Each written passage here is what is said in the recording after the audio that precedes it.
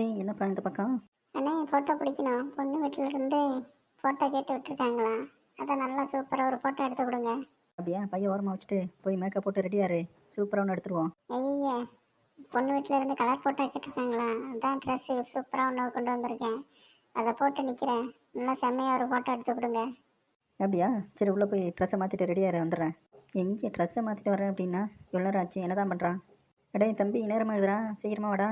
எப்படின்னு நம்ம ட்ரெஸ்ஸு? டேய் என்னடா இது? ஆமாம், நீ வேறு ஃபோட்டோ எடுத்து கொடுக்குச்சுன்னா பிளாக் அண்ட் ஒயிட்டில் தான் எடுத்து கொடுப்பேன். இங்கே வேறு பேக்ரவுண்டை வேறு வெள்ளையாக வச்சுருக்கேன். நான் அப்படியே வந்தேன்னு வச்சுக்கவேன், அவ்வளோதான். அதனால தான் நானே கலர் ட்ரெஸ் எடுத்துகிட்டு வந்துட்டேன். நீ ஃபோட்டோ மட்டும் பிடி, அது கலராக வந்துடும். மேடம் ஆவி. ஏன் மச மச நிற்கிறேன்? சீக்கிரமாக போய் ஃபோட்டோ பிடி.